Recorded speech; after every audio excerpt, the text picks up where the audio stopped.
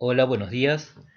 Vamos a continuar hoy con el punto 3 de la unidad 2, la tradición de la psicopatología y el surgimiento de la psicoterapia. Vamos a continuar viendo el módulo 2, el surgimiento de la psicoterapia, debates en torno al hipnotismo y la sugestión. Y vamos a trabajar también hoy el módulo 3 de la profesora Malagrina, un modelo para lo pensable en psicología. En la clase pasada abordamos algunas de las prácticas que figuran entre los antecedentes de la psicoterapia moderna. En este sentido, desarrollamos el magnetismo animal creado por Mesmer y su reformulación en términos fisiológicos realizada por Braid cuando introduce la noción de hipnosis.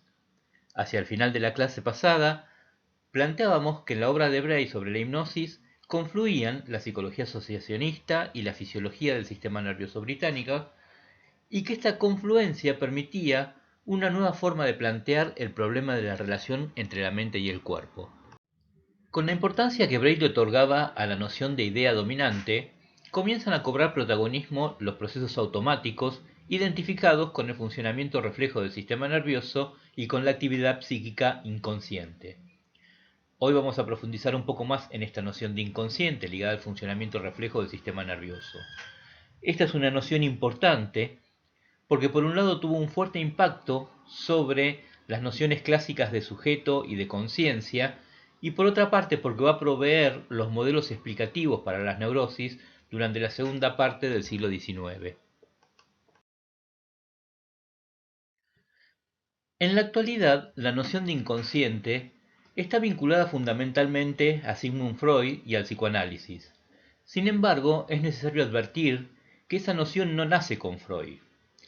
Marcel Goyet desarrolla al menos tres tradiciones que, antes de Freud, abordaron el tema del inconsciente. Se refiere específicamente al inconsciente filosófico proveniente de la tradición del romanticismo alemán. Esta es la tradición que más se ha destacado en las historias del pensamiento psicoanalítico como un antecedente del inconsciente freudiano.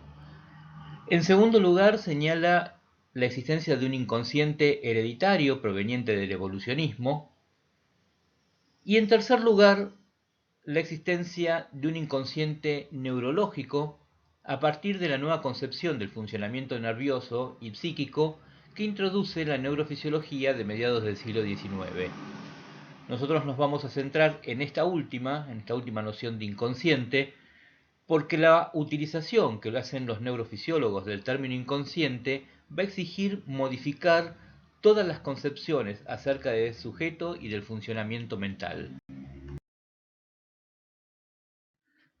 Marcel Goyet defiende la idea de que esta noción de inconsciente neurológico, inconsciente cerebral, tiene que ver con los orígenes de la idea contemporánea de inconsciente, es decir, con sus condiciones históricas de posibilidad.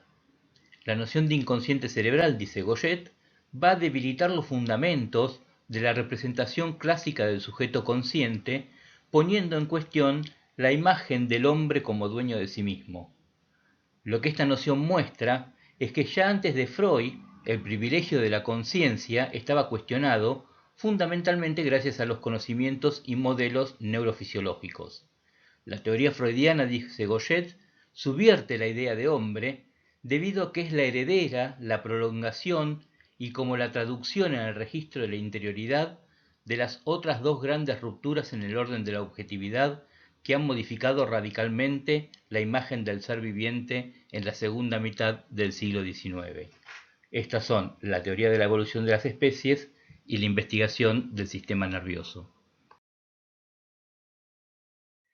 Hubo en Gran Bretaña dos grandes momentos en la elaboración de una noción de inconsciente por parte de los médicos y los neurofisiólogos. La primera etapa consistió en extender la concepción del funcionamiento reflejo al cerebro, fundamentalmente gracias a las investigaciones llevadas a cabo por Thomas Laycock y publicadas a partir de 1838. Anteriormente, en 1833, Marshall Hall y Johannes Müller habían recuperado y reelaborado el concepto de reflejo. Sin embargo, estos autores mantenían una división de dominios entre las áreas inferiores del sistema nervioso, es decir, a nivel de la médula espinal, donde el concepto de reflejo es adecuado, y por otra parte las áreas superiores correspondientes a la actividad cerebral, donde el concepto de reflejo no se aplica. Esta distinción en el funcionamiento del sistema nervioso suponía una diferenciación entre movimientos voluntarios que involucraban la actividad cerebral y movimientos involuntarios reflejos que solo involucraban las áreas inferiores del sistema nervioso. La obra de Laycock primero y Carpenter un poco después va a reconsiderar esta división de dominios. Thomas Laycock sostendrá en la década de 1840 que el cerebro está también sometido a las leyes de la acción refleja.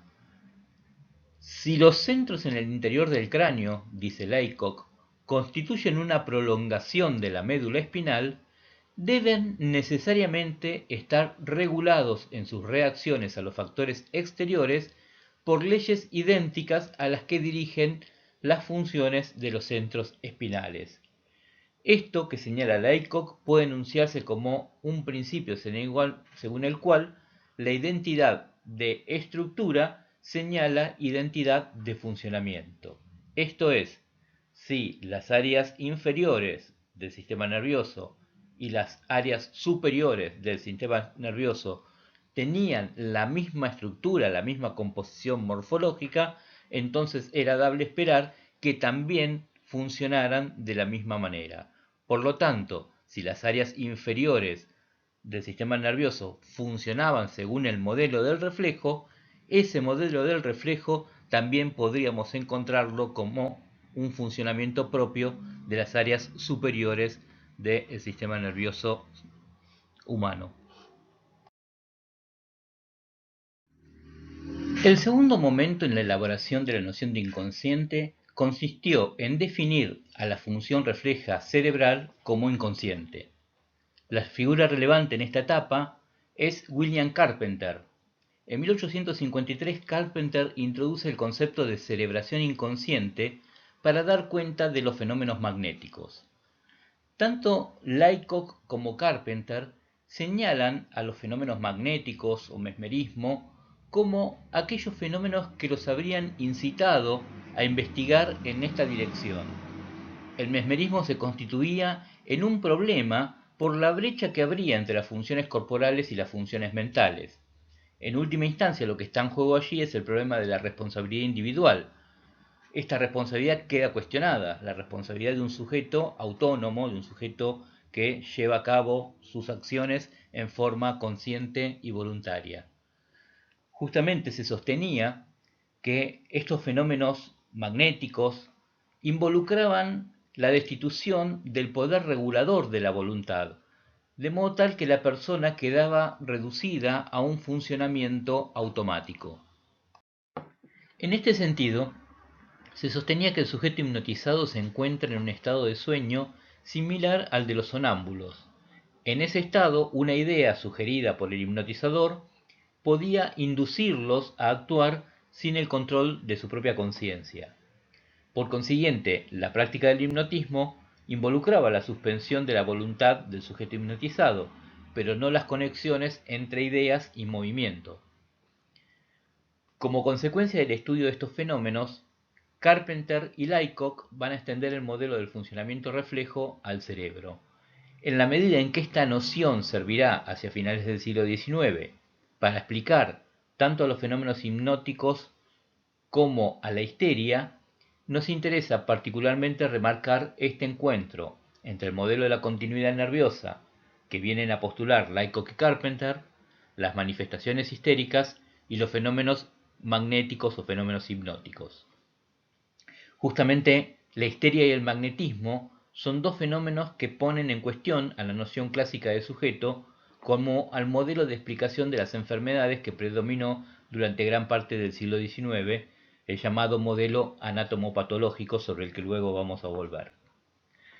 En el momento entonces en que comienza a hacerse claro el fracaso de la explicación anatomopatológica en el terreno de las enfermedades mentales, este modelo neurofisiológico construido sobre la base del reflejo va a permitir plantear que las enfermedades psíquicas son enfermedades del cerebro sin que sea necesario encontrar un sustrato anatómico de la enfermedad.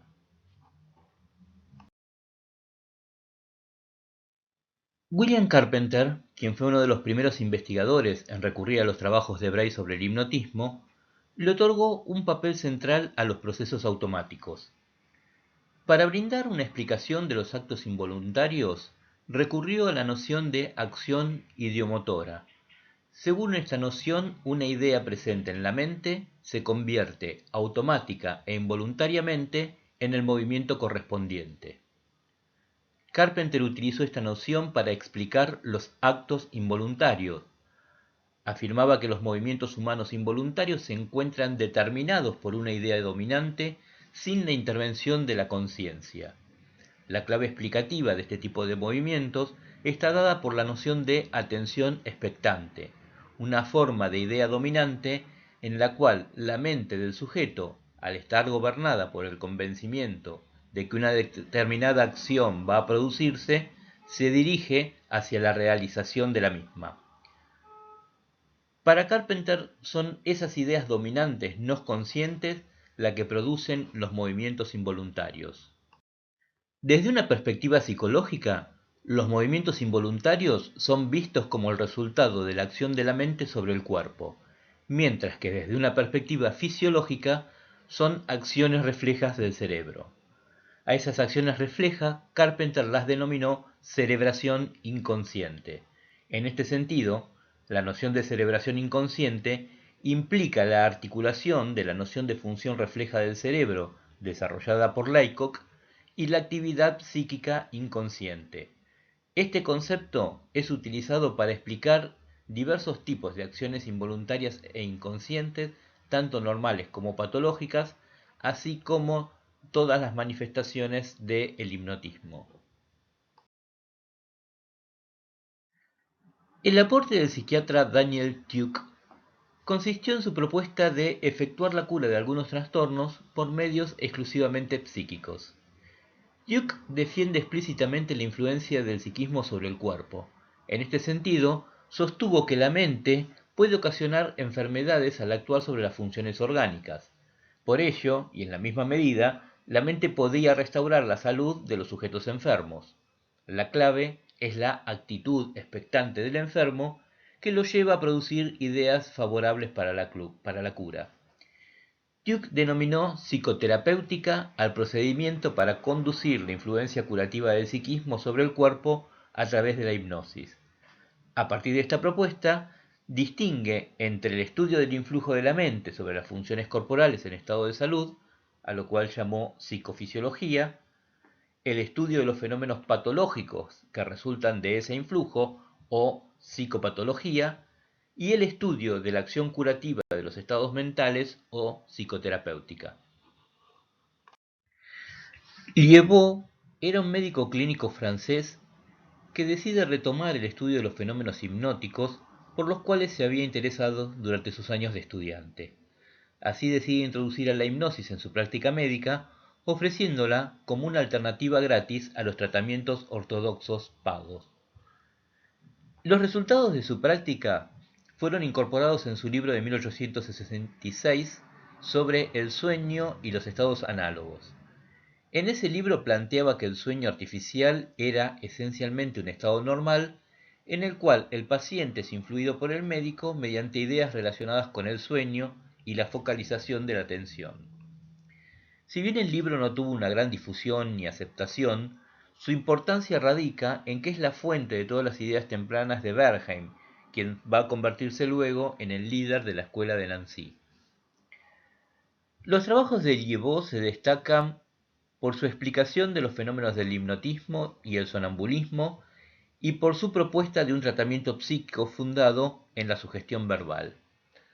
Respecto a la primera cuestión, su posición teórica fundamental se basó en la idea de que el estado sonambúlico o sueño provocado es un estado particular, aunque similar al sueño ordinario, inducido por la sugestión verbal.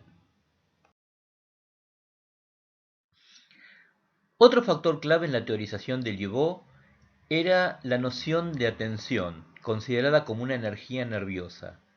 Desde esta perspectiva, cuando la persona estaba despierta, la atención era difusa y el sujeto podía dirigir esa atención a voluntad hacia distintas actividades. Pero durante el sueño corriente, la atención permanece inmovilizada, por lo cual la persona dormida no está consciente de lo que ocurre a su alrededor. Finalmente, dice Libaud, durante el estado hipnótico, la atención no está sujeta a ningún control por parte del sujeto, por lo cual podía ser influenciado por sugestiones provenientes del exterior. Según Libaud, en condiciones favorables, cualquier persona podía ser llevada a ese estado del sueño artificial llamado hipnosis, insinuando al sujeto la idea de dormir. No obstante, Libaud afirma que durante la vigilia existen también ciertos momentos en los que el nivel de la atención es muy bajo. Estos estados especiales de la vigilia, a los que llamó estados análogos, también colocan a los sujetos en situación favorable para recibir sugestiones.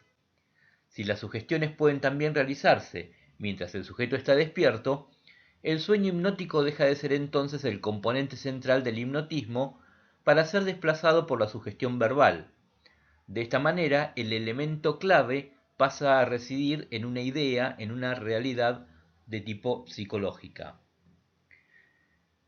Finalmente, en 1891, publica su segundo libro titulado Terapéutica Sugestiva, en el cual afirmaba que algunas enfermedades tienen un origen psíquico, por lo cual es posible utilizar con ellas la sugestión verbal como una herramienta terapéutica. La escuela de la Salpêtrière en París estaba constituida por una serie de médicos liderados por Jean-Martin Charcot. Charcot estuvo considerado como uno de los más relevantes neurólogos de su tiempo, y en su obra encontramos el cruce entre los fenómenos de la hipnosis, de la histeria y de ese nuevo modelo de funcionamiento nervioso que postulan los neurofisiólogos del siglo XIX.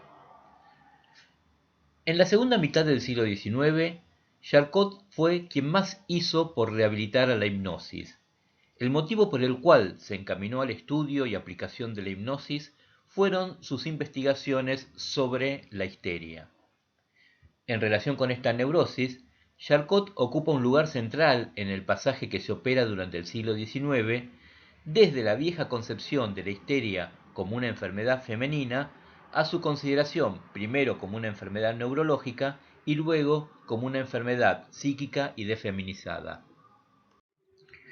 En aquella época muchos médicos juzgaban que la histeria no era verdaderamente una patología y que las pacientes histéricas simulaban sus síntomas.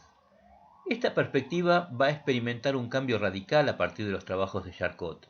Él sostenía que los fenómenos que se manifestaban en esta enfermedad poseían un carácter auténtico y objetivo. Asimismo, fue con Charcot que la histeria dejó de ser entendida como una patología exclusiva del sexo femenino.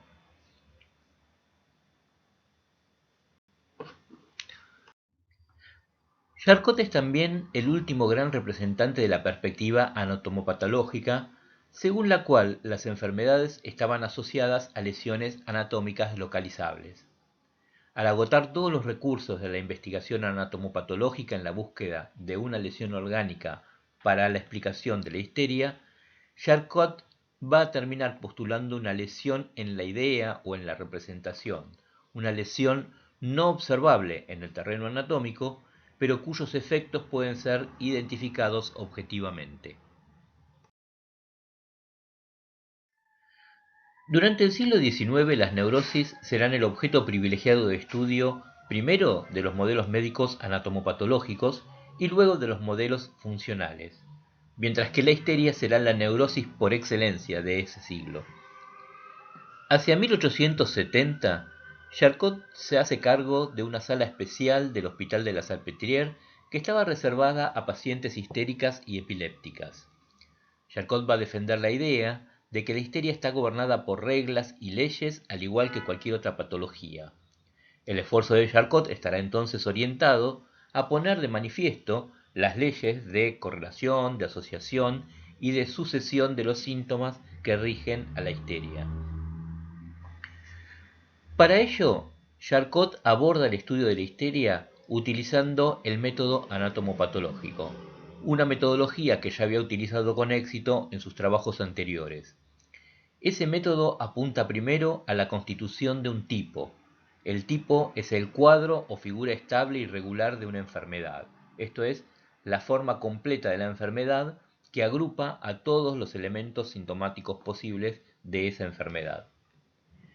Una vez constituido el tipo, el segundo momento del método anatomopatológico apunta a determinar la etiología de la enfermedad, y para ello era necesario realizar autopsias de los pacientes para poder identificar el asiento de la lesión causal, es decir, para poder localizar la lesión anatómica que actúa como causa de esa enfermedad.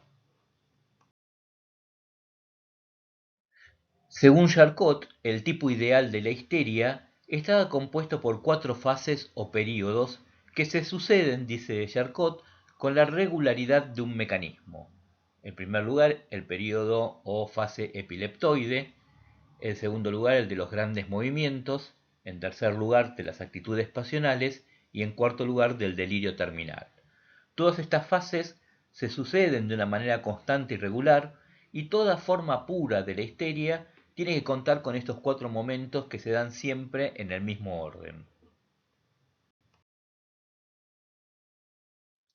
Charcot describe a la histeria como una enfermedad producida por un trastorno hereditario del sistema nervioso de carácter degenerativo y que se caracteriza por imitar a las enfermedades orgánicas. Pero hacia 1882 reconoce que la histeria no deja ninguna huella material que pueda describirse en las autopsias de los enfermos, es decir, reconoce que la histeria se encuentra desprovista de un sustrato anatómico localizable. Al rechazar entonces la base anatómica para la explicación de la histeria, Charcot sostuvo que esta enfermedad debía implicar una anormalidad neurodinámica, es decir, un trastorno fisiológico del sistema nervioso y no una lesión anatómica destructiva. Se trataría de una lesión dinámica histérica, es decir, una alteración funcional del sistema nervioso.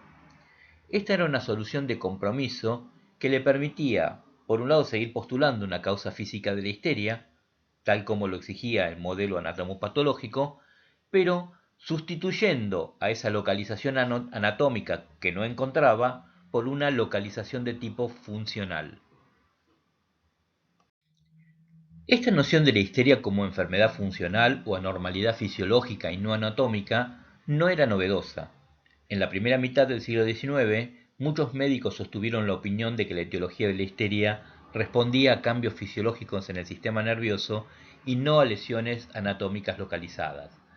Pero recién cuando Charcot, uno de los más reconocidos anatomopatólogos, adhiere a la teoría de las anormalidades dinámicas, el concepto de enfermedades funcionales comienza a recibir una atención cada vez más creciente. Lo mismo puede decirse de la hipnosis, durante tanto tiempo rechazada por el campo médico. Charcot comenzó el estudio sistemático del fenómeno de la hipnosis hacia 1878. Los trabajos sobre la hipnosis fueron realizados sobre las mismas bases metodológicas y conceptuales que utilizó para el estudio de la histeria, es decir, registrar los tipos nosológicos e identificar las causas orgánicas. Charcot suponía que la hipnosis implicaba cambios fisiológicos en el sistema nervioso semejantes a los que producía la histeria. Así como el tipo ideal de la histeria estaba compuesto por 4 fases, identificó para el tipo ideal de la hipnosis 3 estados diferenciados: el cataléptico, el letárgico y el sonambúlico. Charcot descubre que en este último estado, en el sonambúlico, era posible provocar en los pacientes parálisis similares a las que produce un traumatismo. De esta manera comienza a utilizar la hipnosis para investigar y aliviar a los síntomas histéricos. Esta utilización de la hipnosis para la investigación experimental de los fenómenos patológicos de la histeria ya lo vimos en el capítulo de Danziger sobre el modelo francés de experimentación. Charcot consideraba que la hipnosis solamente puede servir para investigar y para aliviar los síntomas histéricos, pero no puede curar a esta enfermedad, porque hipnosis e histeria eran para él el resultado de la misma alteración patológica del sistema nervioso. Entonces, para sintetizar las concepciones de Charcot sobre la hipnosis, este considera que la hipnosis es el resultado de una alteración fisiopatológica del sistema nervioso, es decir, un estado anormal del sistema nervioso. En segundo lugar, es un estado patológico propio de los enfermos histéricos. Es por eso que para Charcot no todos los sujetos son hipnotizables, solamente lo son aquellos que padecen esta enfermedad. En este sentido, Charcot considera que la hipnosis no es más que una neurosis provocada, una histeria que fue artificialmente inducida por medio de la acción de un operador. Como contraparte, la histeria no es más que una hipnosis espontánea. Finalmente, siendo la hipnosis propia de ciertos estados patológicos, difícilmente pueda servir como una herramienta terapéutica. Pero en tanto Charcot la concibe como una neurosis artificial de esencia histérica, permite generar las condiciones propicias para el estudio experimental de la histeria. Todos estos resultados fueron presentados por Charcot ante la Academia de Medicina de París en el año 1882. El éxito que obtuvo esta presentación y las respuestas y verificaciones que va a suscitar condujeron a Charcot a la modificación de algunas de sus concepciones doctrinarias. Justamente es a partir de esta presentación que se va a producir la famosa polémica entre la escuela de la Salpêtrière, liderada por Charcot, y la escuela de Nancy, liderada por Bernheim. En 1884, Hippolyte Bernheim publica De la sugestión en el estado hipnótico y en el estado de vigilia. En esa obra va a poner en cuestión la relación que había establecido Charcot entre histeria e hipnosis. Bernheim defendía, en contra de Charcot, que todos los fenómenos hipnóticos podían ser explicados en términos psicológicos y de este modo rechazaba la opinión de que la hipnosis constituía una condición neurofisiológica particular. Esa explicación psicológica se apoyaba en el concepto de sugestión. En el libro De la sugestión y de sus aplicaciones terapéuticas, publicado en 1886, Bernheim sostenía que la hipnosis era el efecto de la sugestión y no una condición patológica que solo se encontraba en los histéricos. La sugestión, a su vez, dependía de una condición normal del cerebro a la que denominó sugestibilidad. Definía a la sugestibilidad como la aptitud para transformar una idea en un acto, una característica que poseeríamos todos los seres humanos, aunque en grado variable. Desde esta perspectiva, la hipnosis no sería más que un estado de sugestibilidad aumentada inducido por sugestión. Este argumento es bastante similar al que habían sostenido los investigadores británicos con la noción de atención expectante.